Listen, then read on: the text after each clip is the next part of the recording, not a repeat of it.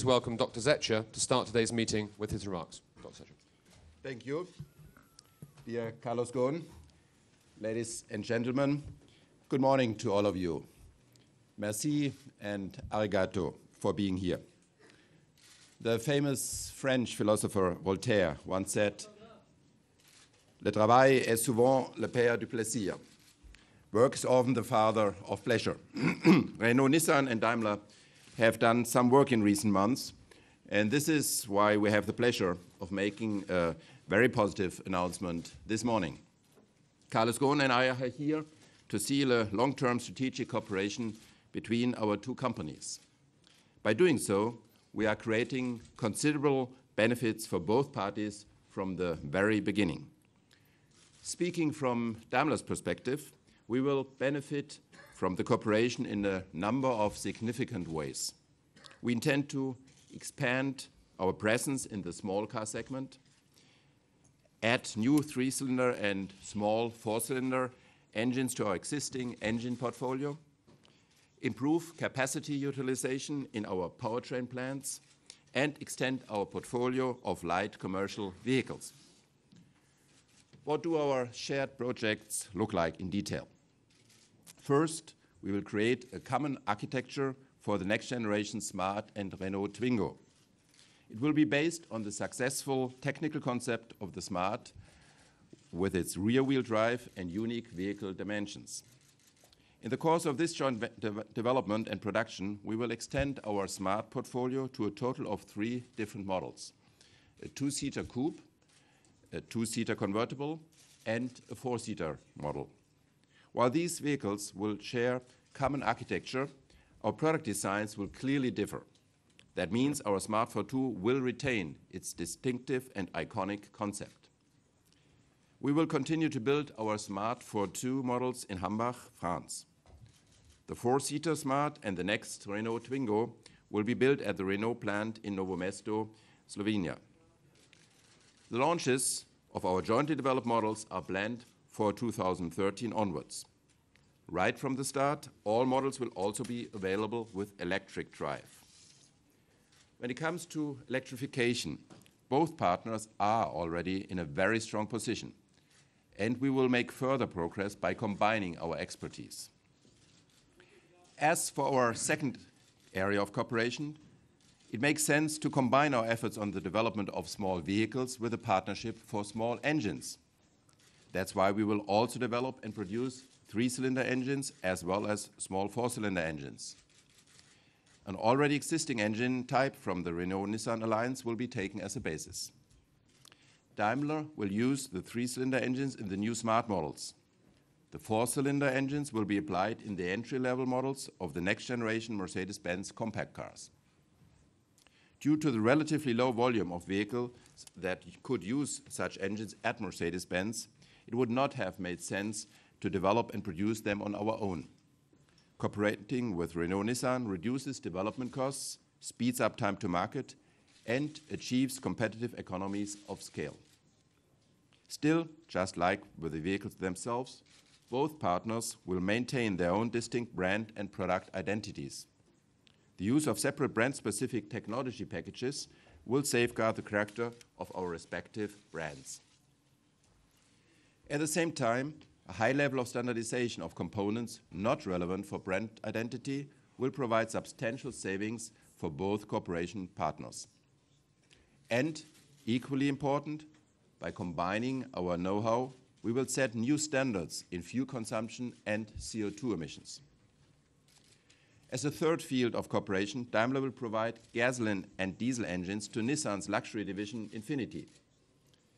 This will help us further improve our capacity utilization, while Infiniti will have access to our engine technology. Our fourth field of cooperation is related to light commercial vehicles. Mercedes-Benz vans will extend its product range with a new entry-level model. The technical basis of this van will come from Renault. This city van is intended for commercial use and will be produced at the Renault plant in Maubeuge, France. In addition, we will share certain powertrain components in light commercial vehicle segments, including a small diesel engine that will be applied in our midsize van, the Mercedes-Benz Vito. This additional entry-level motor will enable us to address new customer segments in both our traditional and growth markets and thus increase sales. Now, how does the cooperation fit into our overall strategy? As far as mid and full-size passenger cars and large engines are concerned, Daimler is already in an excellent position. However, we had to take action with regard to smaller models and engines. Generally, there's a rising demand for small premium cars. And with our forthcoming new Mercedes models at the lower end of the model range, we are well prepared to meet this demand. But since the small and compact car segment is both highly competitive and price sensitive, we also need to have the right cost structure. That's why we optimized our global production last year. That's why we are pressing ahead with modularization. And that's why this cooperation makes good sense as well. It's the right step at the right time for the right reasons. From our perspective, it offers 5 main advantages. It facilitates the expansion of our product portfolio. It generates significant volume and thus economies of scale. It reduces development costs through the shared use of technology. And finally, it increases capacity utilization. To make a long story short, both Daimler and Renault-Nissan are strengthening their position. This cooperation is strategically sound for both of us. We are serving our common interests. Our skills and strengths complement each other very well. And because of that, today's decision marks the beginning of a very promising relationship.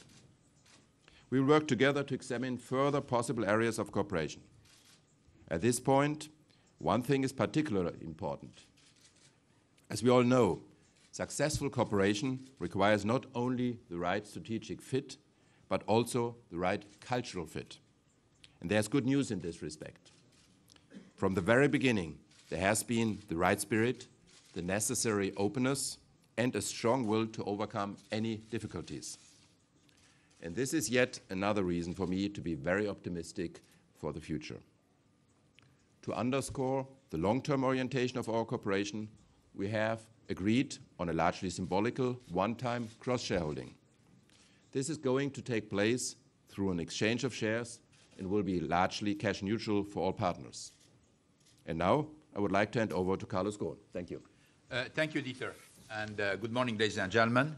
As Dieter started the fashion to cite some philosopher, I'm gonna take the challenge, and I will start with the first one. Georg Hegel once said, "Nothing great in the world has ever been accomplished without passion." Today, the Renault-Nissan Alliance and Daimler are aligning our passion for great automobiles, leveraging our size and scale effectively to create more value for all our stakeholders, starting with our customers. This action acknowledges our belief in how the global auto industry will have to evolve to be sustainably successful over the long term. When Dieter and I discussed opportunities to work together, it was clear from the start that we shared the same vision. We have an interest in working together with the depth and transparency that would allow both organizations to take advantage of our respective strengths in order to increase mutual competitiveness. And we were clear that both the Alliance and Daimler do not have interest in a merger.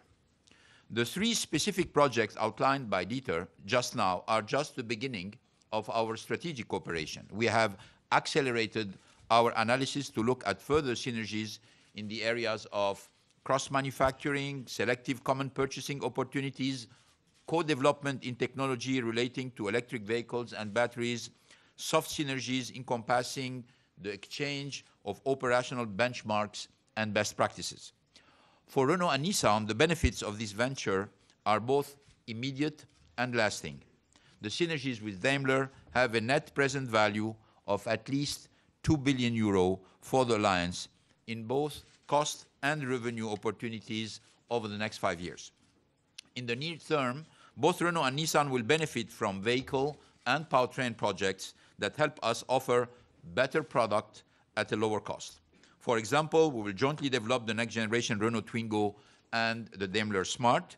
We'll share existing powertrains among Renault, Infiniti, and Daimler, in addition to co-development of future powertrains.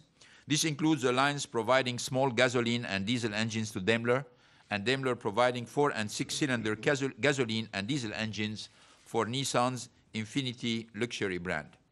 We will collaborate on light commercial vehicles that bring greater scale to the Renault business. Employment will be reinforced everywhere, particularly, I would like to note, in France for Renault's plants in Maubeuge, Cléon, and at Renault's Guyancourt Technical Center.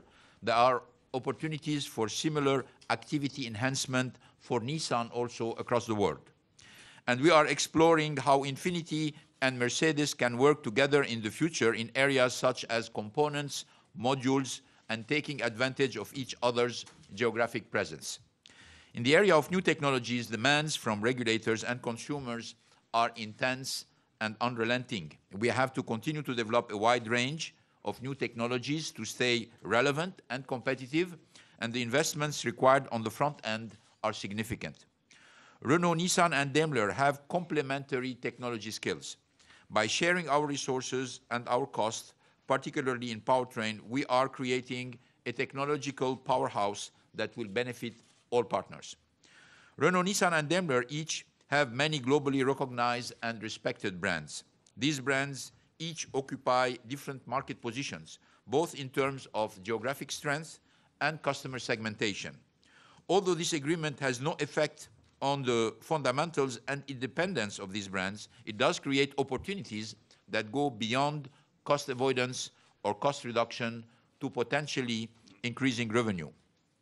In the global auto industry, cooperation on specific projects among manufacturers is nothing new. Both the Allianz and Daimler separately have many, and most work well for each company. But deeper strategic cooperation, such as this one, goes far beyond individual projects.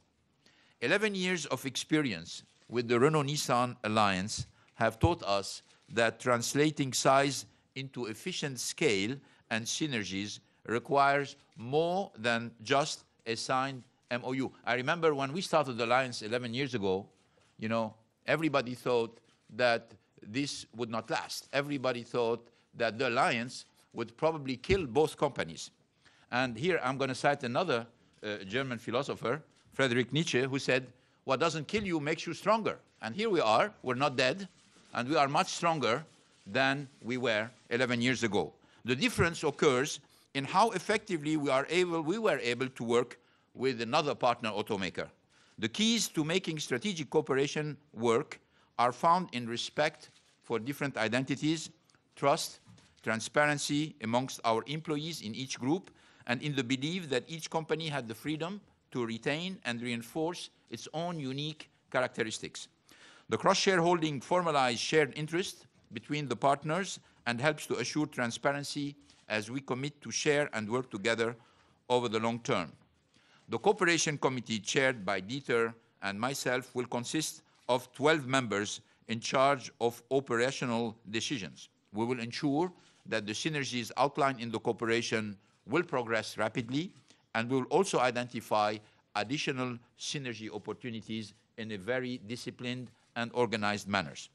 The Renault-Nissan Alliance is an industry benchmark for the effective use of size and scale to improve performance in a cooperative manner.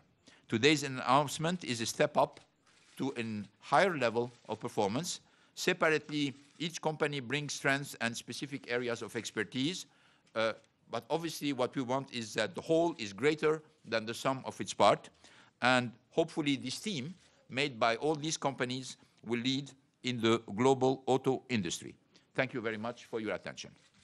Thank you very much, Mr. Ghosn. We are now free to take your questions. Would you be so kind to tell us your name and the media you're